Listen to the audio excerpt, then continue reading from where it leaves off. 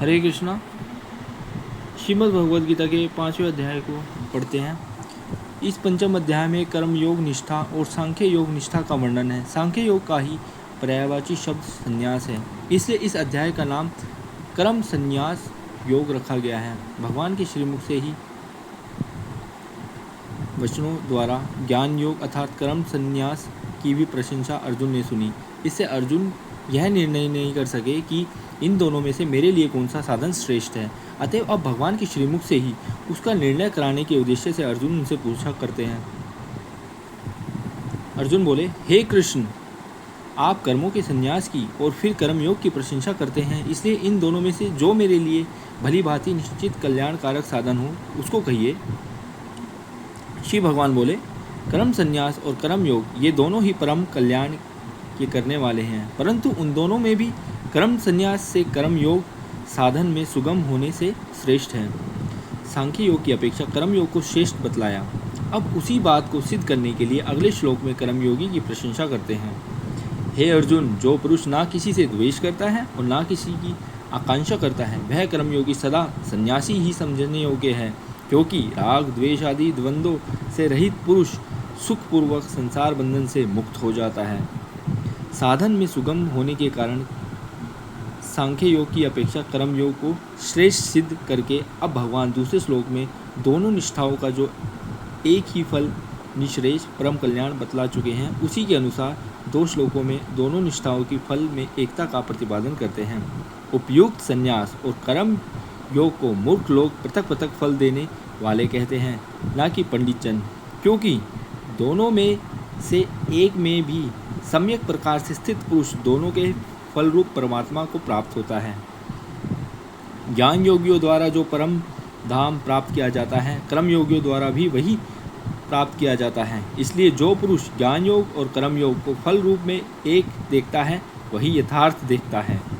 सांख्य योग और कर्म योग के फल की एकता बतलाकर अब कर्म योग की साधन विषयक विशेषता को स्पष्ट करते हैं। परंतु हे अर्जुन, कर्मयोग के बिना संन्यास अर्थात मन, इंद्रिय और शरीर द्वारा होने वाले संपूर्ण कर्णों में कर्तारपण का त्याग प्राप्त होना कठिन है और भगवत स्वरूप को मनन करने वाले कर्मयोगी परम ब्रह्मा परमात्मा को शीघ्र ही प्राप्त हो जाता है। अब उपयुक्त कर्मयोगी के लक्षणों का वर्णन करते हुए उसके कर्मों में लिप्त ना होने की बात कहते हैं। जिसका मन अपने वश में है, जो जितेंद्रिय एवं विशुद्ध अंतःकरण वाला है और संपूर्ण प्राणियों का आत्म रूप परमात्मा ही जिसका आत्मा है, ऐसा कर्मयोगी कर्म करता हुआ भी लिप्त नहीं होता। दूसरे श्लोक में कर्मयोग और सांख्य योग की सूत्र रूप से फल में एकता बतलाकर सांख्य योग की अपेक्षा सुगमता के कारण कर्मयोग श्रेष्ठ बतलाया। फिर तीसरे श्लोक में कर्मयोगी की प्रशंसा करके चौथे और पांचवें श्लोकों में दोनों के फल की एकता का और स्वतंत्रता का भलीभांति प्रतिपादन किया। तदंतर छठे श्लोक के पूर्वार्ध में कर्मयोग के बिना सांख्य योग का संपादन कठिन बतलाकर उत्तरार्ध में कर्मयोग की सुगमता का प्रतिपादन करते हुए सातवें श्लोक में कर्मयोगी के लक्षण बताए।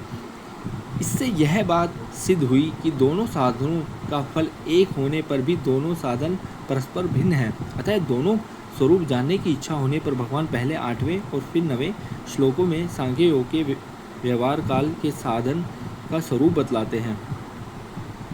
तत्व को जानने वाला सांख्य योगी तो देखता हुआ, सुनता हुआ, स्पर्श करता हुआ, सूंघता हुआ, भोजन करता हुआ, गमन करता हुआ, सोता हुआ, श्वास लेता हुआ, बोलता हुआ, त्यागता हुआ, ग्रहण करता हुआ तथा आँखों को खोलता और मूंदता हुआ भी सब इंद्रियों को अपने अपने अर्थार्थों में बरत रही हैं, इस प्रकार समझकर निसंदेह ऐसा माने कि मैं कुछ भी नहीं करता हूँ।